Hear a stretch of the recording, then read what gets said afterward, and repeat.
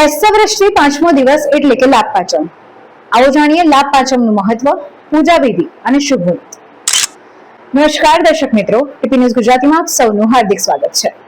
આજે વાત કરીશું સૌભાગ્ય પંચમીની, જેને જ્ઞાન પંચમી તરીકે પણ ઓળખાય છે. દિવાળીનો સૌથી અંતિમ દિવસ હોય છે એટલે કે લાભ પાંચમ. આ દિવસે કોઈ પણ વેપાર શરૂ કરવો ખૂબ જ શુભ ગણાય છે. આ તહેવાર અને ગુજરાતનો સૌથી લોકપ્રિય તહેવાર ગણાય છે, ત્યારે તેને મુખ્ય રૂપથી ગુજરાતમાં જ ઉજવાય છે. ગુજરાતમાં લોકો આ લાભ પાંચમના દિવસે તેમની દુકાન કે વેપાર ખોલે છે. લાભ પાંચમને સૌભાગ્ય પંચમી પણ કહેવાય છે. સૌભાગ્યનો અર્થ હોય છે સારું ભાગ્ય અને લાભનો અર્થ હોય છે ફાયદો, એટલે કે તેને ફાયદાની પંચમી પણ કહેવાય છે. તો આવો જાણીએ કે લાભ પાંચમનું મહત્વ શું છે. આ દિવસે કોઈ પણ નવા કામની શરૂઆત કરવી ખૂબ જ શુભ અને ફળદાયી હોય છે.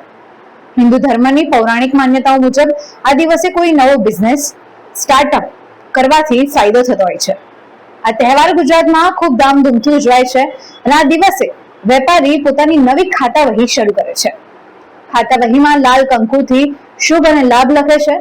એ પછી ભગવાન ગણેશનું નામ લખાય છે. સાથીઓ પણ બનાવાય છે. આ દિવસે મંત્રો દ્વારા ભગવાન ગણેશનું ધ્યાન ધરાય છે અને વિધિ વિધાનથી આ પર્વને ઉજવવામાં આવે છે.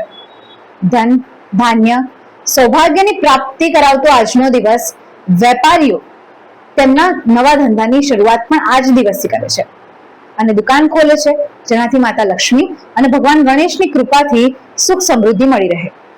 આ દિવસે ધનની દેવી એટલે કે લક્ષ્મીજીની વિશેષ પૂજા થાય છે. એ સાથે વિદ્યાની દેવી શારદાજીની પણ પૂજા કરવામાં આવે છે. તો આવો જાણીએ લાભ પાંચમની પૂજા વિધિ શું હોય છે. આ દિવસે લોકો સવારે જલ્દી ઉઠીને સ્નાન વગેરે કરીને સૂર્ય દેવતાને જળાભિષેક કરે છે. તે પછી શુભ મુહૂર્તમાં ભગવાન ગણેશની શિવની પૂજા કરાય છે. ભગવાન ગણેશની પૂજા ચંદન, સિંદૂર, અક્ષત, પુષ્પો, દુર્વાથી પણ થાય છે. ત્યારે ભગવાન આશુતોષ એટલે કે ભગવાન શિવની પૂજા ભસ્મ, બિલ્વપત્ર, ધતુઆ, સફેદ વસ્ત્ર અર્પણ કરીને પણ કરવામાં આવે છે. ત્યારબાદ ગણેશજીને મોદક અર્પણ કરાય છે અને દૂધની સફેદ વાનગીઓ શિવને ભોગ રૂપે અર્પણ કરવામાં આવે છે. આ પછી ભગવાન શિવ અને ગણેશજીની આરતી કરાય છે. આ દિવસે બધા જ મંદિરોમાં જઈને ભગવાનની પૂજા અર્ચના પણ કરતા હોય છે.